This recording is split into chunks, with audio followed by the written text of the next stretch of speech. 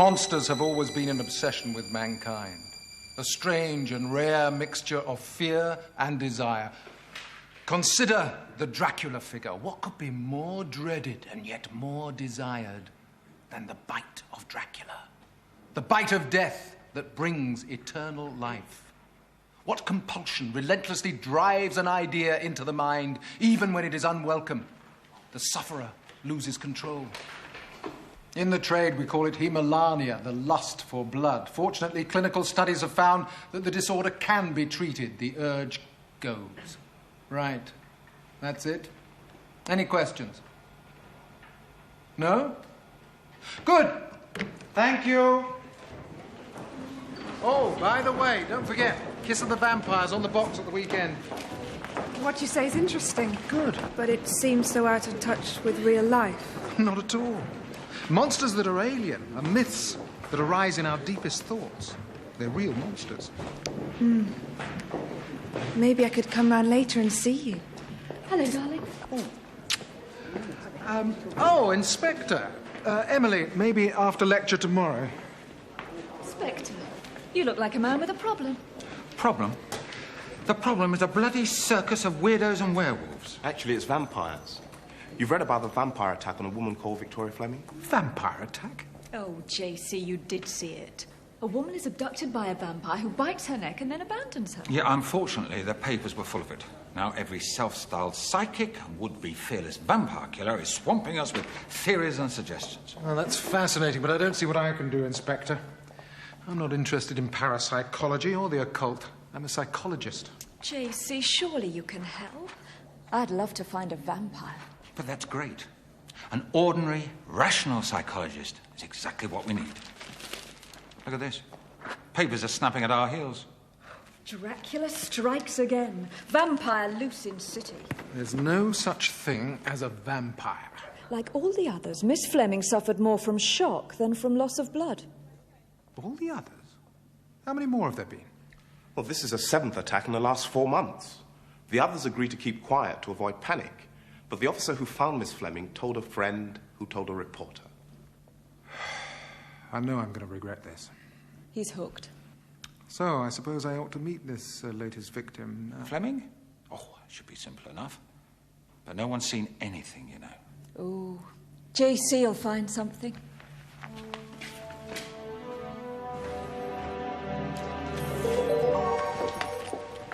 Good timing. Depends what you mean. Box office.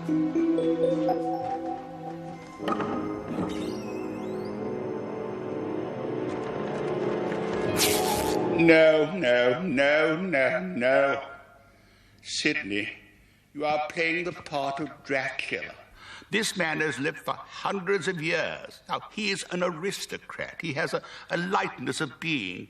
His every movement is a thing of elegance. He's not a bumbling, overweight clodhopper.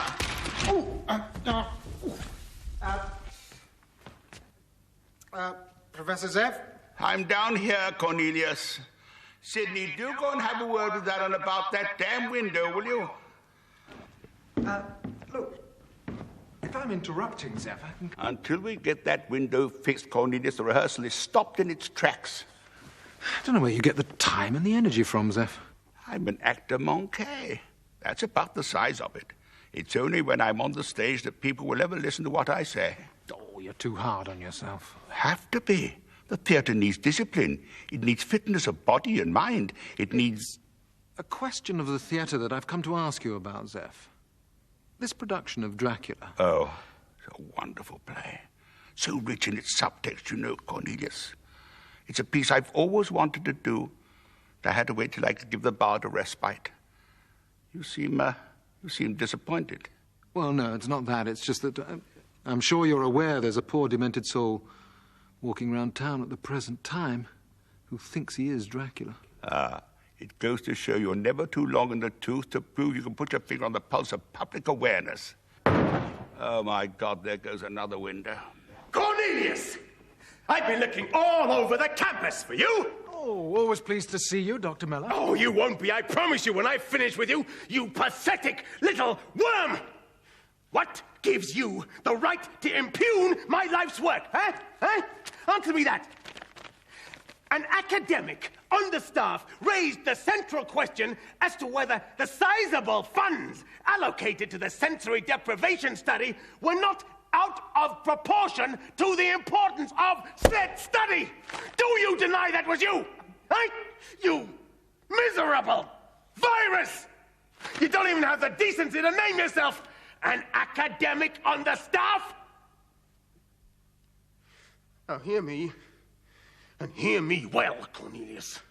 Stay out of my life and my research and my chair in the canteen.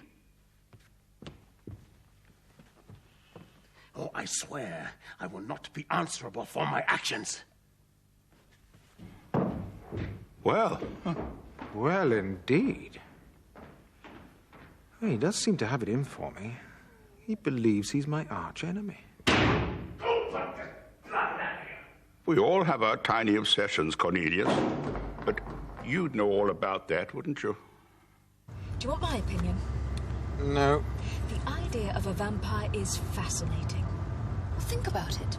The Prince of Darkness, the very incarnation of evil descending on a fair maiden. That sounds very sexy to me. I don't want to disillusion you, but a strong sexual drive has nothing to do with this kind of motivation. No sex? Then what's it all about? Well, a very different kind of interest. The gift of eternal life. Well, remember, vampires are the undead. They drink human blood and they live forever. For most people, that's motivation enough. Is it?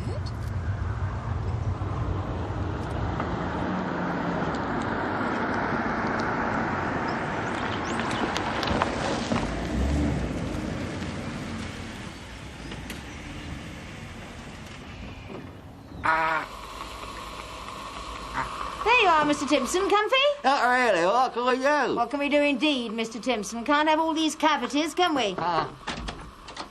Miss Fleming, there's a doctor here. He says he's got an appointment. Dr. Cornelius. Right. Inspector Cadogan said you'd be coming in.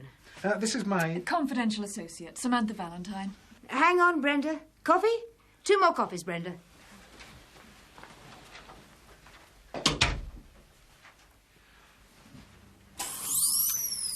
Pity I didn't have this when I was attacked.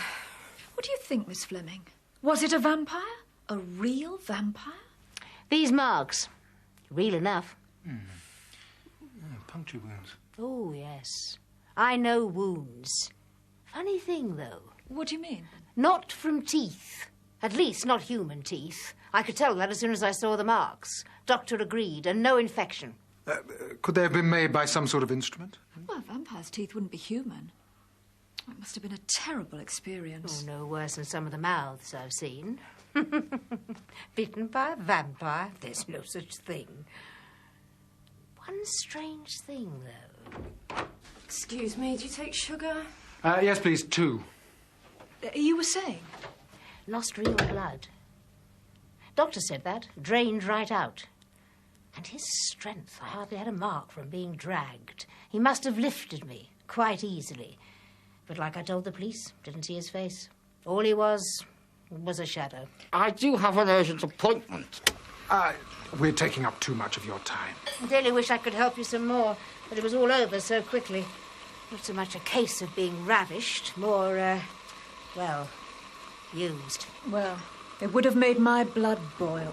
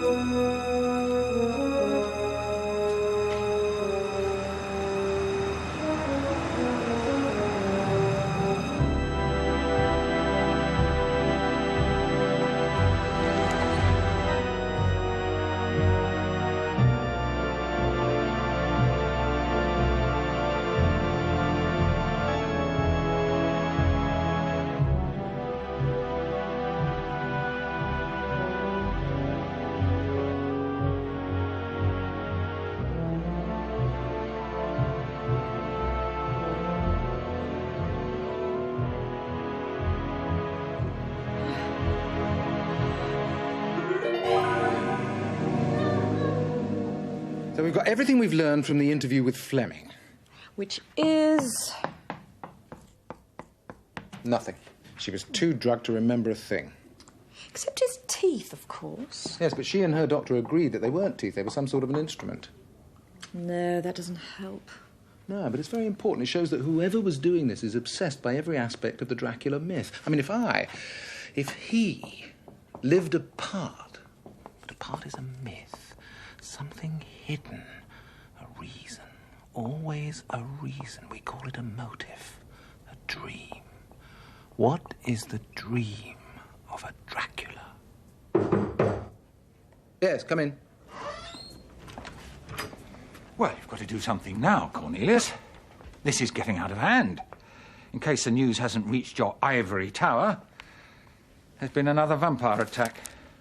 Vampire strikes again, police baffled. Oh, this has taken a rather unpleasant new turn. Not very flattering, Inspector.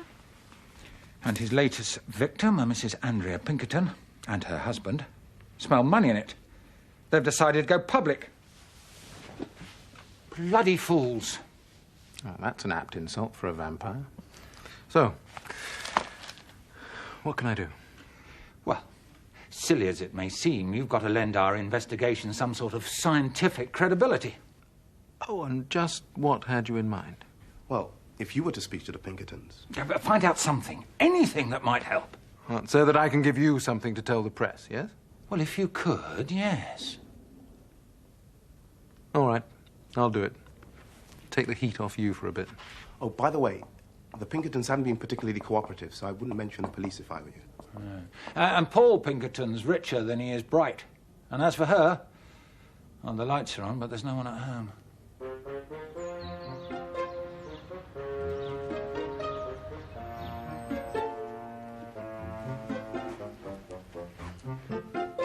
Look, aren't you finished yet? I'm finishing now. Right, Mrs. Pinkerton. Would you say this looks like your Dracula? No. No.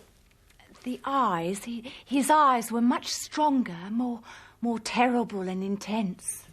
Well, I've tried to make them very strong. Yeah, well, make them stronger still. Dracula's eyes glow like bloody headlights. And how would you know? What do you mean by that, Clive? You're a TV reporter, not an investigator. And I thought they were one and the same. Oh, really? Just whose side are you on here, then? Oh, yours, Mr. Pinkerton. Considering the money my bosses have invested in the two of you for this story, I'm right behind you. Well, just remember that. Now, if my wife says the eyes were stronger, it's your job to make them glow the way we want. Why don't you buy some batteries? Yes, stronger and glowing with a strange power. You see, I know, because he's still watching me. I am in touch with the creature's ancient powers. No reporters, no police, so what do you want? Merely to make you £4 million. And profit participation, naturally, perhaps even a series. What are you two on about? I don't know if you realise it, but your story, done by the correct writer, is not only a film, but it's a television series as well. Who the hell are you? I'm John Cornelius, film producer. Samantha Valentine, writer. Nobody said anything about film. I don't know if you know it, but you're big business. Someone else to see us, Andrea. They got something we might want to hear. Do you mind if I speak to you somewhere in private? No way. Our network paid plenty for this story, and we plan to run it exclusively. What are you prepared to offer, Mr. Cornelius? Andrea, my dear, my darling, I didn't recognize you, you poor thing. What happened? Do I know you? Is this the fiend who attacked you? He sucked my blood, darling. May I have my drawing back, please? Yes, he drank my blood and he carried me away. Actually, the vampire attacked me first. I could have been Dracula's plaything. Mr. and Mrs. Pinkerton, I can absolutely assure you that your attacker was not Dracula. There is no such thing as a vampire. There never has been such a thing as a vampire. Not now, not ever. And you can quote me on that. Dr. John Cornelius from the university. Department of Psychology. Doctor, I thought you said you were bloody them there? There's a picture, Doc. She saw the vampire with her own eyes. She was attacked by a disturbed and obsessed human being, a man who needs help. A man who needs Yes, help. and you can quote me on that. Stop it! Stop it! The Master of the Night is calling me from afar. He says we are interfering with his mission. He feels he is terribly misunderstood. Time to go home, said Florence.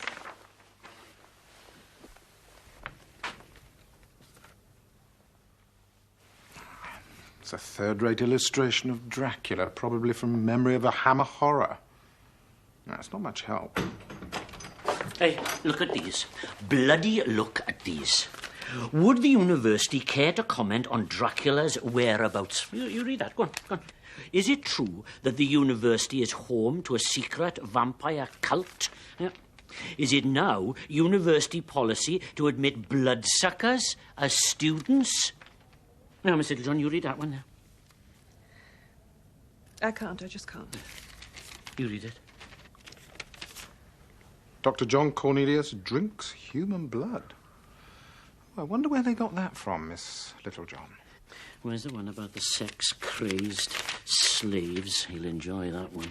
That's really disgusting, that is. I feel a little faint. No. See what you've done? There, Miss Littlejohn. A snort of sal volatile will soon perk you up. Come on. Owen. Enough. I know where this is. I recognise it. What? The Westgate Cemetery. Oh, you know where this is, and the entire police force have failed to find it, huh? I've been there.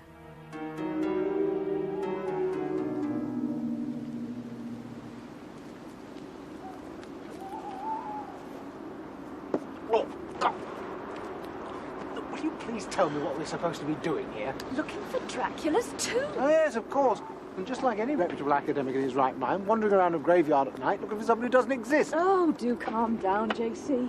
We're not really looking for Dracula's tomb. We're looking for the tomb that was used during the attacks.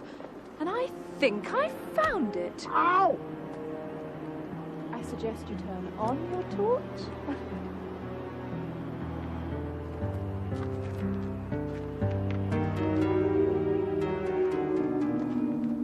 This is it. You say so. But hang on a sec. I said I was sure this was the place. I'm not sure about going inside. You stay here. I'll check it out.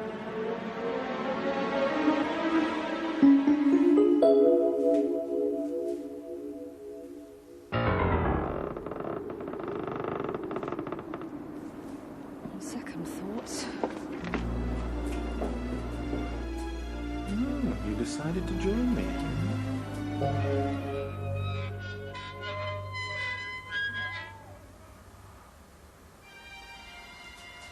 After you?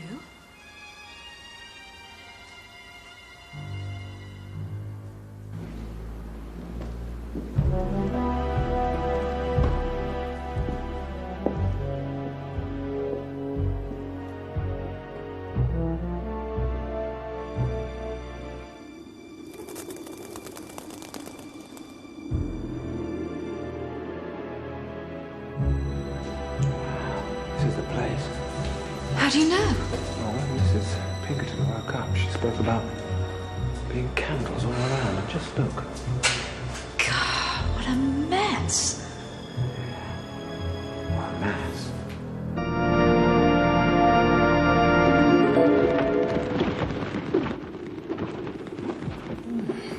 Thought it'd be more exciting than this. No, this'll be fine for me.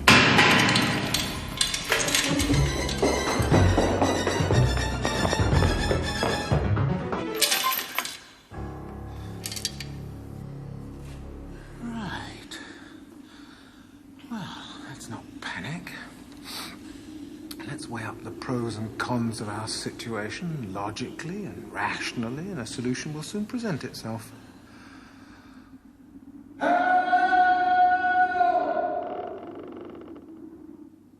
Logically and rationally. Well, if you'd have joined in, it's a well-known fact that the soprano voice carries over a greater distance. What's that old quote? Give me a point in heaven, a lever, and I will move the earth? Well, in the first place, you misquote the great Archimedes. What he actually said was, give me somewhere to stand and I will move the earth. And in the second place, we haven't got a lever. And in any case, a key would be preferable. Yeah! How did you do that? Small matter of iron oxide. Rust. God, I hate a superior woman.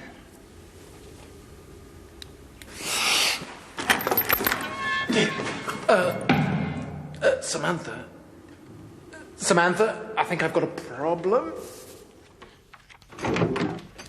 All right, Cornelius, you've gone too far this time.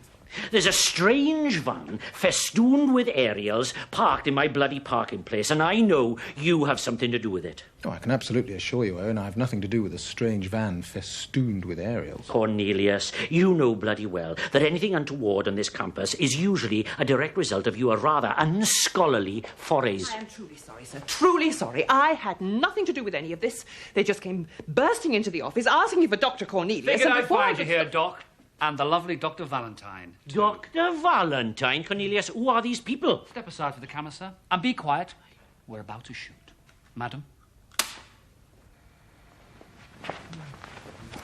This is Clive Warren on the campus of the university with Dr. John Cornelius, who believes that Dracula loose on the streets is no more than a poor, tormented soul.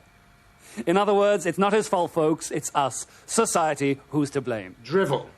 Then what would you do with this Dracula, Doc? Medication and therapy are often helpful in the welfare of the mentally ill, and that's what we have here. Make old Dracula a productive member of society. Maybe you should train him to give blood transfusions. You should be locked up. What would you do with this vampire, Dr. Valentine? Wolfsbane. Wolfsbane? Wolfsbane. Wolfsbane is to keep vampires at bay, I think, and garlic, definitely. So, Doctors Valentine and Cornelius recommend garlic and a long, cosy chat. And these are the experts working with the police to capture this Dracula. Excuse me, would you mind? According to that's expensive equipment, would you mind?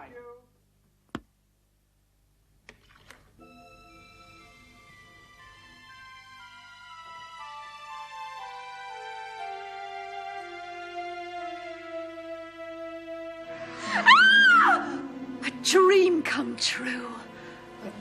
This is research, Samantha. And I love it. What did you see on my face? What did you feel? Wouldn't you like to know, but I knew it was you. Oh, stop it. Look, the elements break the ritual down into motives.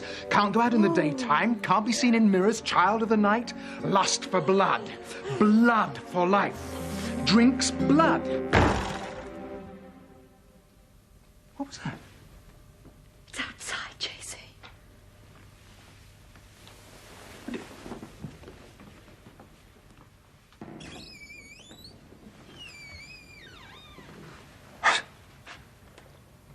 Is this someone's idea of a joke? I think it's someone's idea of communication. We're invited to visit a Dr. Van Helsing. Isn't Van Helsing the vampire hunter in the Dracula novel? That's Van Helsing, that's right. And a map is provided. Oh, let me guess. Transylvania? No, west of the airport. Do you think it is a joke?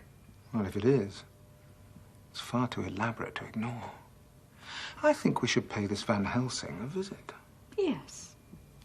But I imagine it will wait until tomorrow.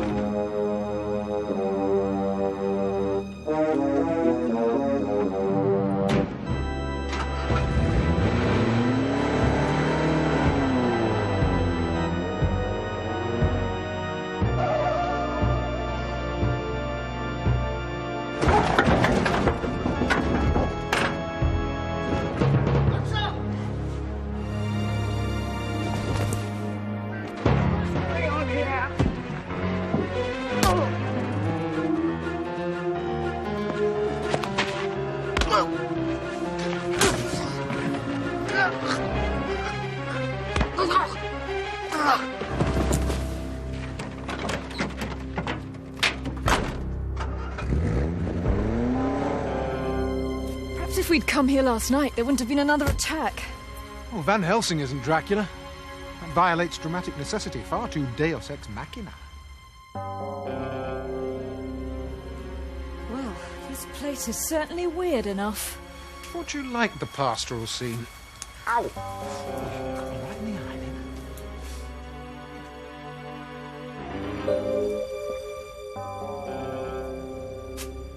Well, doesn't want any vampires visiting, does he?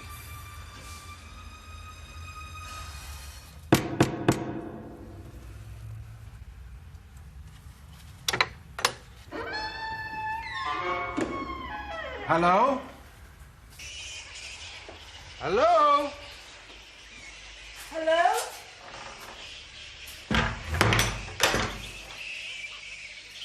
Anyone there? Close the door. Come in and close the door.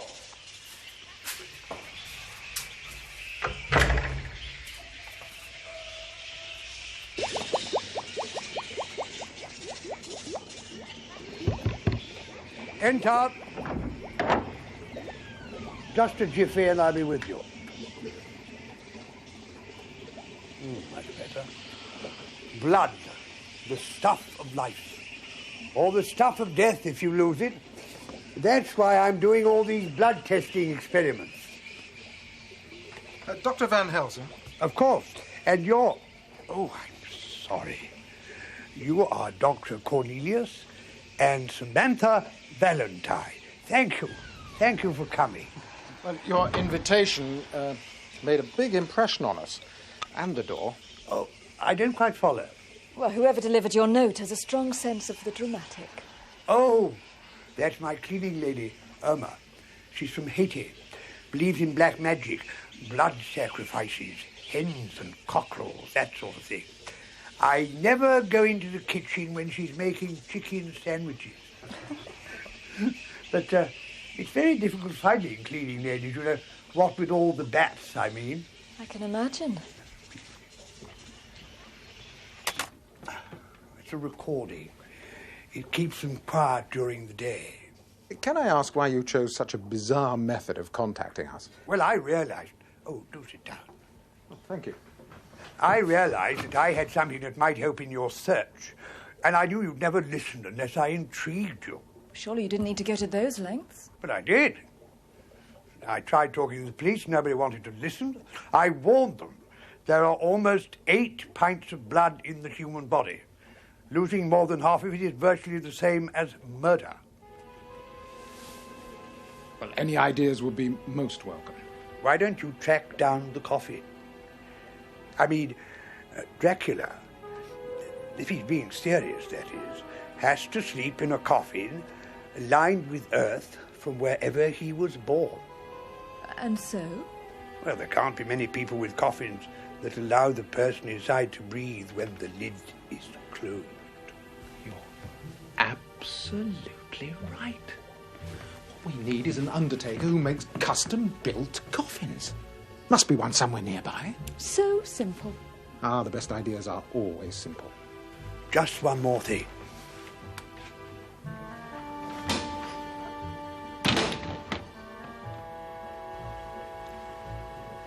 Holy water, the very best. Lured 53. Oh, you better go now. It's almost feeding time.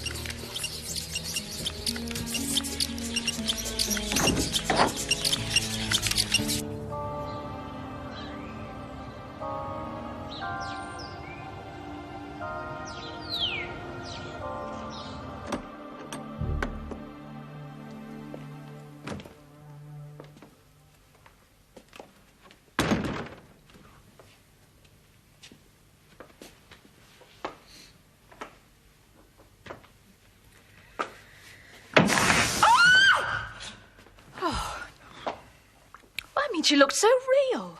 Look at that lip gloss. That's wild raspberry, isn't it? There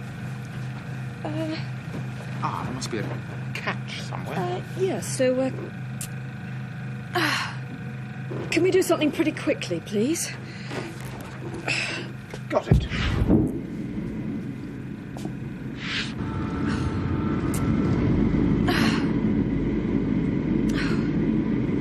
JC?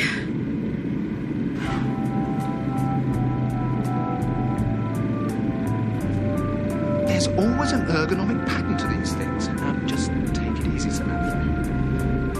Ah, but of course. Oh, for goodness sake, JC. That's it.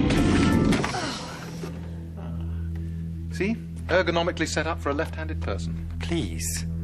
We ask the public to respect our chapel of rest. It is a place of contemplation. Sorry. Please, forgive us. How may I help you? Are you in the sorrowful state of requiring my services?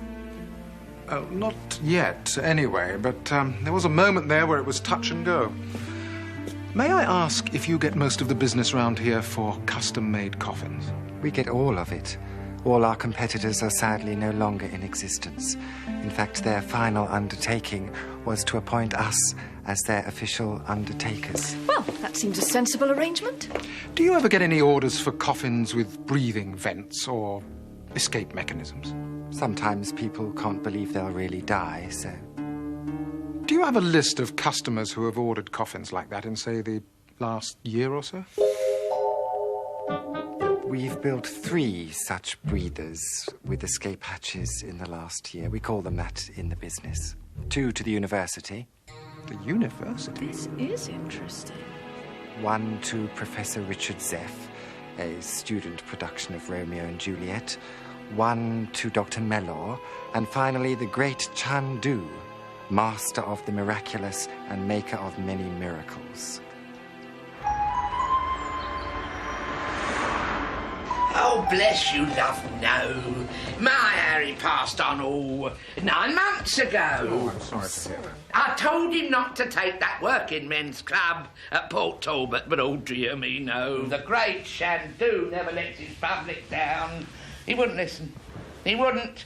If you want to make yourself useful, he said, there's a hole in my leotard wants fixing. Fix it. Of course, his language was a bit more fruity. But then, you know showbiz people, of course you do. I've seen you on the box with Clive, what's-his-face, Clive Warren. Oh, I love him, he's my favourite. Mrs. Weaver, can I ask you a question? The coffin you ordered, was it for the great your husband Harry's act? Well, to be honest, you could say yes. You see, my old man had this terror of being buried alive. So you could say it was a question of killing 2 birds with 1 coffin. Oh, and that reminds me, you was right about garlic for vampires. It's wolfsbane for werewolves. I know all about it. I know all about it. I've watched the Hammer horrors night after night on the telly. Oh, that was after the great Chandu decided I was too old and too fat for the act. Put me out to grass, the old... Oh, he could be a right bastard, my old man. So, he was buried in the coffin? Well, not right away, love. How do you mean, Mrs. Weaver? Well, for a fortnight, I kept him over there, by the window, in the coffin. Well, if he was going to get up while I was sleeping, I wanted to know about it. After all, he was an escapologist. And then? Council made me take him out and put him in the ground, bury him. And me wanting to keep him here with me. You wanted him here so you could watch over him? That's very touching. No, I wanted to make sure he stayed put so I could rest in peace. Can't park anywhere. Well, just put it behind Griff's. He won't mind. You know, Miller's got some very interesting explaining to do. Zeff had a legitimate reason for his coffin, but a sociologist? No, Miller's not answering. Samantha, will you wait here? I must go and talk to Miller. JC, it's getting dark. So? This is when Dracula gets his wake-up call.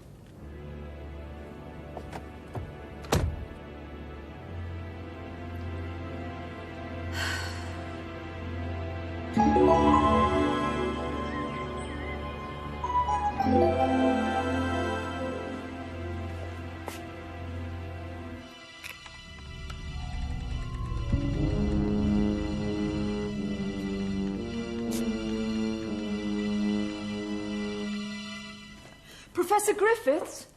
I need to find Dr. Miller. Transferred your affections to another faculty, then? What? Oh, no, JC went dashing off there and didn't tell me how to find him. Right. Follow the corridor all the way around. You'll come to a large double door. Don't go through it. Take the small green door on your right. Right. Griffiths. Professor, I've been meaning to give you a ring about the tickets for that show of yours. The truth is, Miss Littlejohn seems to have mislaid our allocation. Owen, you've used the same excuse for the last 7 productions of mine. Is that a fact? But then originality was never a strong point in the psychology department.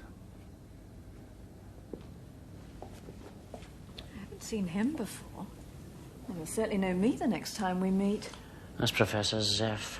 They should have let him out of pasture years ago. They only keep him around because no one else will do the University Shakespeare productions. So that's Zeff. Anyway, what was I saying? Ah, yes. Follow the corridor all the way... Slight change of plan. Professor Zeff, how do I find him? Fickle is the mind of woman. Follow the corridor. Oh, bloody hell. Come on, I'll show you.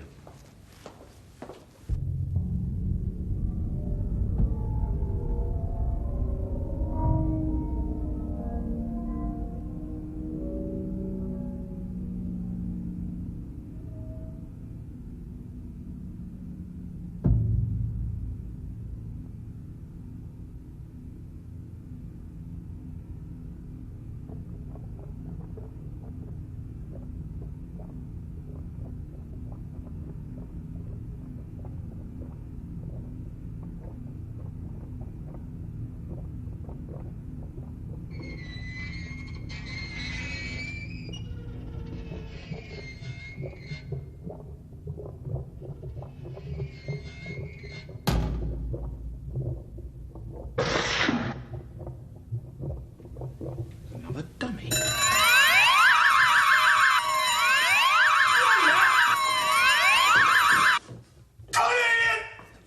I'll kill you!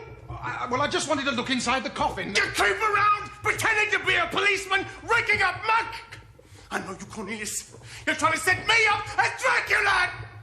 It was a sensory deprivation experiment! Keep up the good work, Dr. Miller. We're all relying on you. Charles Atlas, the famous American muscle man, could pull a railway locomotive from a stop with his teeth when he was over 90. Amazing. Isn't it? That's why I exercise every evening. I don't know, Professor Zeff. I've tried to exercise, but it's so boring. I know, but you must. One must never give in to aging. They talk about stopping my classes because I've been around too long, but I feel that I'm getting younger. Oh, perhaps you might share your secret with me at a later date. I don't think it's one I can share. But you didn't really come to hear my secrets for long life, did you, Miss Valentine? No, well, actually, I came here to ask about a coffin. The coffin I ordered for my productions, though. Don't worry. It's quite safe. Oh, can't imagine anyone stealing a coffin. Perhaps you'd like to see it. It's, in here.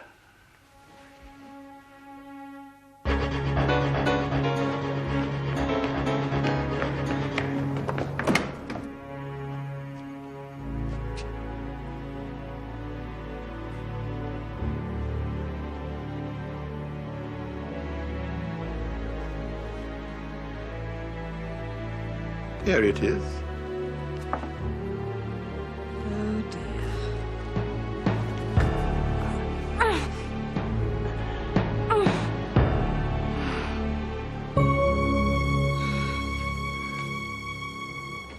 Owen, I'm looking for Samantha. Have you seen her? Then you're looking in the wrong bloody place, then. What?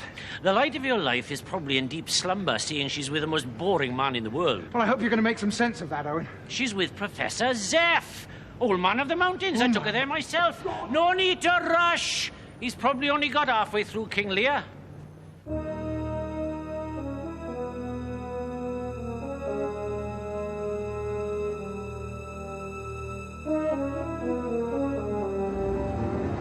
Enough blood to be truly young forever.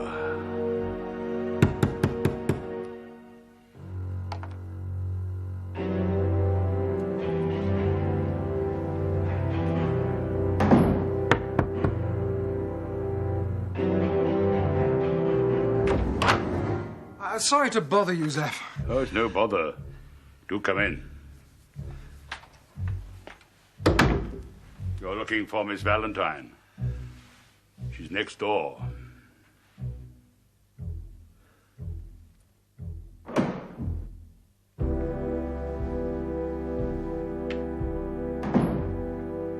Please don't touch it. You see, she's very safe. Unless someone forces the lid open without this. Doing that would cause something very unpleasant to happen. Give me the key. Stay where you are. I wouldn't advise taking the key by force. You must know what powers I possess. Zeff, it's a myth. A myth takes its power from truth. You should read more Jung, Cornelius. As an actor, I have seen, felt, and sensed the power of myth in character. And so you think you get stronger from drinking blood? Surely not sane, Professor. The media is full of talk about my great strength. An increase in strength is common amongst those in the grip of an obsession. Listen to me. I can help you. I'm afraid, Cornelius, you may not be around to do so. So, you intend to progress to murder? In order to defend the persona of Dracula, yes. And Samantha? She shall have a proper epitaph. Remember Othello. I'll not shed her blood, nor scar that whiter skin of hers than snow yet. She must die. Why not take my blood instead of hers? Let her live. And I will cheerfully open a vein for you. You are not Dracula, Zeff. You are in my domain, Cornelius. Here, I rule. If you are Count Dracula, then I threaten you with eternal damnation. Holy water. Do you understand, Zeff? Holy water. No, for darkness' sake, no. You are not Count Dracula. Give me the key. Cornelius, I shall destroy you. Sorry about the shock treatment, my old friend. But you'll be all right. I promise. I'll see to it personally. Come in, Sam.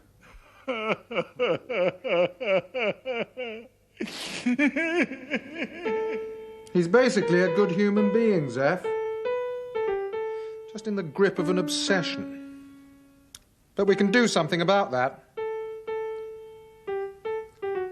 You listening to me, Samantha? Sat.